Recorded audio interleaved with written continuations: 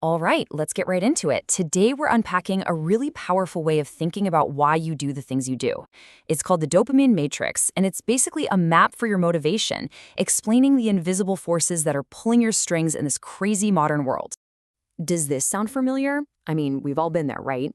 You can spend 3 hours in a rabbit hole on your phone, no problem. But the thought of starting that one important project feels impossible. We're going to dig into the very heart of why that happens. So how can we possibly make sense of our own behaviors when they seem so contradictory? Well, the beauty of this dopamine matrix is that it simplifies everything down onto a visual map that's based on two of our most fundamental, hardwired evolutionary drives. So here's the foundation of the whole thing. It's built on two axes. First, you have the x-axis, which they call want to eat. Now, this isn't just about food. It's bigger than that. It's our primal drive for survival, for security, for getting stuff. Then you have the y-axis, want to mate. And again, this is way more than just sex. It's our deep, deep need for social status, for connection, for knowing where we fit in the pecking order. Okay, so when you plot those two drives on a graph, you get four basic quadrants, four types of motivation. In quadrant I, you've got the apex seeker. Think of a high-powered CEO chasing money and influence. Quadrant 2 is the status seeker, maybe an artist who cares more about recognition than wealth. Quadrant 4 is the comfort seeker, who's all about security and simple pleasures. And Quadrant 3, that's the apathetic seeker, which can mean you're either totally content or you've kind of checked out from the motivation game altogether. So what's the fuel for this whole map? What's the engine that's actually pushing us around these quadrants? Well, it all comes down to one single, incredibly powerful, and very, very misunderstood little molecule in our brains. We have to get this straight because it's the biggest myth out there. Dopamine is not the pleasure molecule. It is the motivation molecule. The scientific term for it is incentive salience, which is really just a fancy way of saying it's the stuff in your brain that makes you go, ooh, I want that. It's the chemical of pursuit, of wanting, of the chase. And this is a really crucial distinction to understand.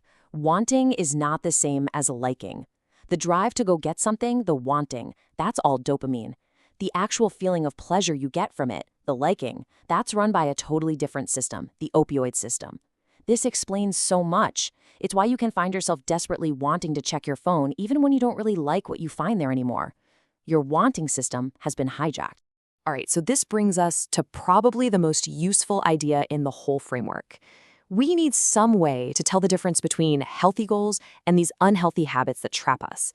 And that's where this concept of the dopamine regulatory coefficient, or DRC, comes in. Now, to get the DRC, think about your motivation like it's a rechargeable battery. You have tonic dopamine, which is like your baseline battery life, that steady all-day energy that lets you do hard things. Then you have phasic dopamine. That's like a sudden voltage spike, that quick jolt you get from an immediate reward. A healthy brain needs a good balance of both. So the DRC isn't something a doctor can measure in your blood. It's a concept, a mental model. Think of it as an effort filter. It's the name for that line where the amount of reward you get is just completely out of whack with the amount of effort you put in. You see, healthy activities, the good stuff, they live above the curve, in what's called the adaptive zone. These are things that take a lot of effort and the reward comes later. You know, things like learning an instrument or getting in shape. They're hard, but they actually build up and charge your motivational battery for the long run. But on the flip side, you have the maladaptive zone. This is the danger zone. This is where all of today's super stimuli hang out. Junk food, social media, binge watching. They give you this massive reward hit for almost zero effort. And in the process, they drain your motivational battery, making it that much harder to do the important stuff later.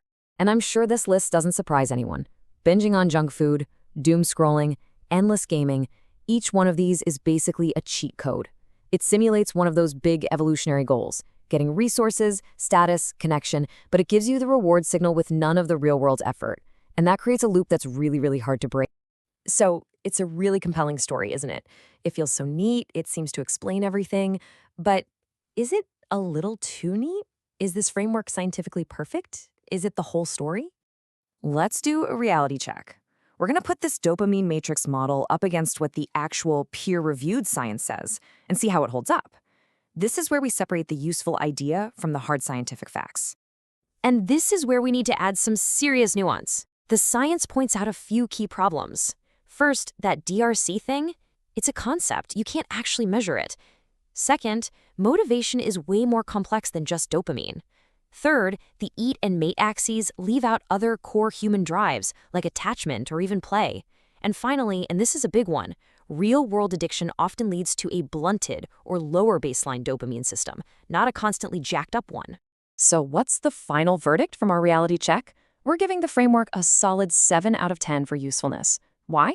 Because it has huge educational value. It's a fantastic way to think about your own behavior. But, and this is critical, it should never, ever be used as a tool for diagnosis. It's a helpful map, not a medical textbook. Okay, so now that we know its strengths and its very real weaknesses, how do we actually use this matrix in a smart way? How do we take this cool theory and turn it into something practical? This table really breaks it down perfectly.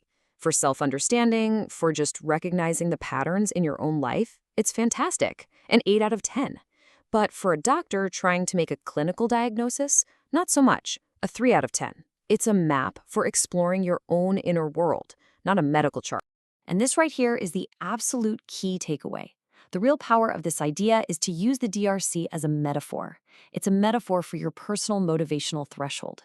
It's a name for that feeling we all get when it takes more and more reward to get us to do less and less. So if you feel like your own motivation is shot and your personal DRC is in the gutter, there's a simple 2-step protocol for getting it back. First, you have to remove the super stimuli, starve those low-effort habits that are draining your battery. Second, you have to re-engage in effortful work. You have to force your brain to relearn how to get satisfaction from doing hard things. And what's the whole point of all this? The goal is to get back your functional autonomy. It's about shifting your brain from being stuck in a rigid, compulsive loop, what scientists call procedural fixation, back to a state of flexible, curious, and creative engagement with your life. So in the end, it really comes down to this: the choice between that free, flexible exploration of the world and the rigid trap of a fixed habit. When you look at your own life and your own routines, which one will you choose?